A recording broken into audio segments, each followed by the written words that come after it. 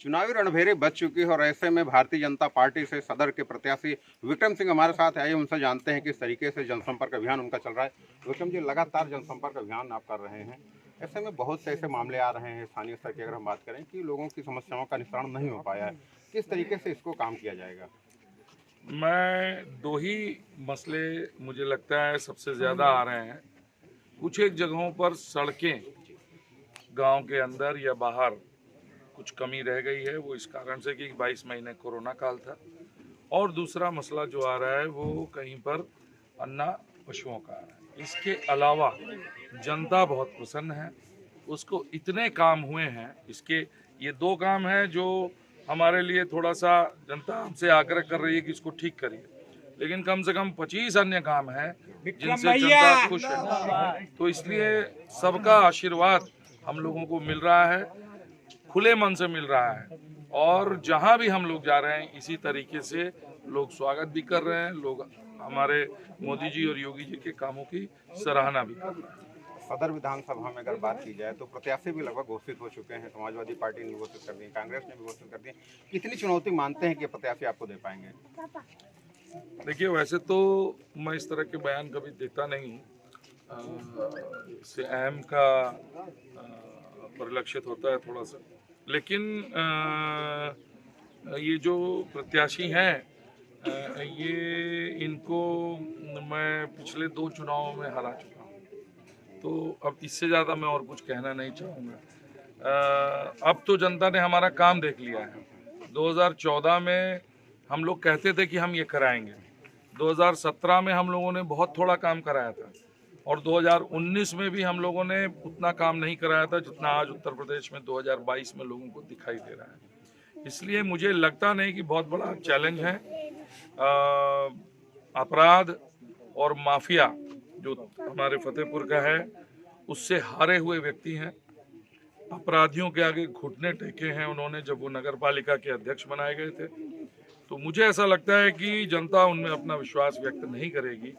सब लोग चाहते हैं कि फतेहपुर से अपराध समाप्त हो, फतेहपुर से माफिया समाप्त हो, फतेहपुर से भू माफिया समाप्त हो, और इसलिए भारतीय जनता पार्टी के प्रत्याशी का और कमल निशान का समर्थन करें। सदर विधानसभा में लगभग 4 विकास खंड आते हैं और ऐसे में अगर देखा जाए तो काफ़ी व्यस्त दिनचर्या भी आपकी रहती होगी, तो किस तरीके से आप मैनेज करते हैं? क्योंकि हमें लग रहा है कि आप अस्वस्थ भी हैं, आपका आवाज़ पहले जैसे आज नहीं निकल रही है, तो इसको किस तरीके से मैनेज करते हैं आप? देखिए, जब पहले गाड़ियां हुआ करती थी ना, जो बैटरी की गाड़ियां हुआ करती थी, उनको गर्म करना पड़ता था थोड़ी देर, उसके बाद स्टार्ट हुआ करती थी।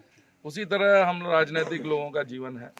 चुनाव आता है तो धीरे धीरे हम लोग भी गर्माहट को पकड़ते हैं, और उसके बाद में कहाँ चले, कहाँ पैर रख रहे हैं, कहाँ जा रहे हैं, इसका फिर कोई फर्क नहीं पड़ता है।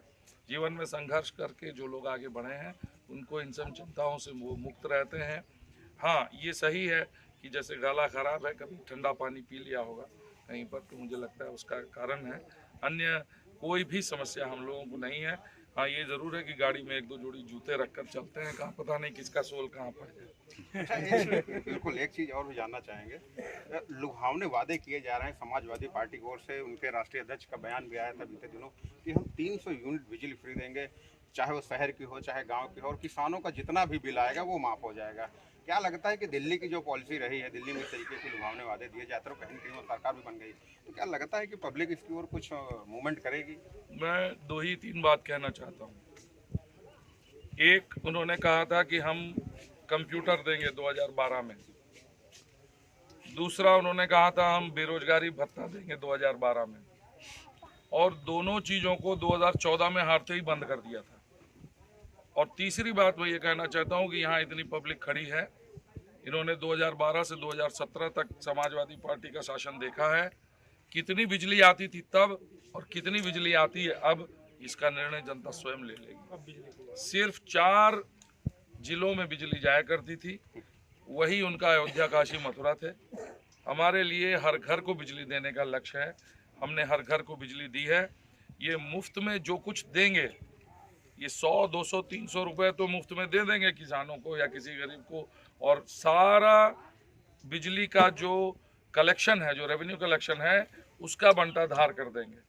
पंजाब में ये स्थिति सरकारों ने की थी मुफ्त में बिजली देने की। आज पंजाब सरकार की गारंटी बैंक भी नहीं लेते हैं क्योंकि उसका खाता खाली हो गया है, उसके पास एक पैसा नहीं। हमारे लोगों को ये समझना चाहिए कि विकास का कोई भी कार्य हो रहा है, चाहे वो सड़क बन रही हो, बिजली, शौचालय, घर, सिलेंडर, जो भी चीज़ है, उसमें कहीं ना कहीं कोई टैक्स पेयर पैसा दे रहा है, इसलिए हम आपका वो काम कर पा रहे हैं। अगर सभी कुछ देश में मुफ्त में हो जाएगा तो ये देश चल नहीं पाएगा, ये देश समाप्त हो जाएगा। ये लोग मुफ्त के लालच दे रहे हैं, उसके बाद में यही चाचा भतीजा मिलकर जो है सरकार चलाएंगे और अपने अपने घर पैसा ले जाएंगे। ये लालच से उबरना चाहिए और मैं समझता हूँ जनता उबरी है लालच से। लालच में होती तो इन लोगों को जब दो दो पार्टियां एक होकर लड़ी तो जिता दिया होता। मोदी जी के साथ, योगी जी के साथ जनता भी खड़ी है और जनता को विश्वास है कि ये दो लोग जो कहेंगे वही सही है, बाकी सब लोग हमें लूटने के लिए सिर्फ नए नए वादे कर रहे हैं। कि बात करें अगर चुनाव को लेकर के, तो चुनाव में अब तक अपनी विधानसभा में अपने विकास कार्यों को लेकर कितना कुछ खर्च कर चुके हैं, कितने करोड़ की राशि खर्च की जा चुकी है आपके सभी चारों विकास खंड में? देखिए, हमारे तो राशि आने के पहले ही खर्चा हो जाती है। मेरे पास प्रस्ताव पहले से बने पड़े रहते हैं।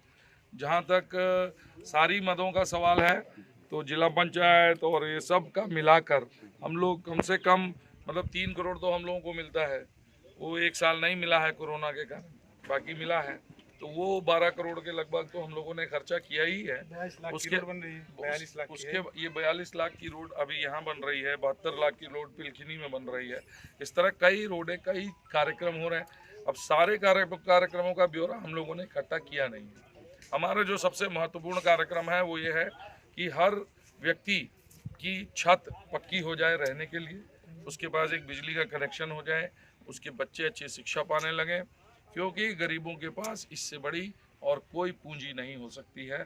जिस दिन उसके घर पर पक्की छत हो गई, बिजली का कनेक्शन हो गया, सिलेंडर हो गया, शौचालय हो गया, बच्चियों को सुरक्षा हो गई, शिक्षित बच्चे हो गए, उसके अपने आप घर में अगली पीढ़ी के पास शिक्षा की पूंजी आ जाती है।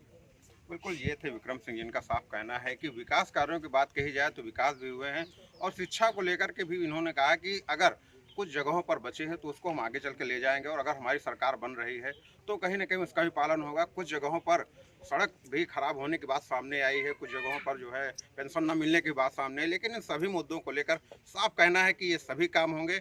लेकिन इसके पहले चुनाव है, चुनाव के बाद जिस तरीके से सरकार निकल के आती है हम लोगों के ये सब काम प्राथमिकता के साथ किए जाएंगे और ज़्यादा से ज़्यादा लोगों को इसका लाभ भी दिया जाएगा। फतेहपुर से डेली इंसाइडर के लिए आशीष सिंह। और देश दुनिया की तमाम ताजा तरीन खबरों के लिए आज ही गूगल प्ले स्टोर से इंस्टॉल करें हमारा तेजी से उभरता न्यूज ऐप डेली इंसाइडर।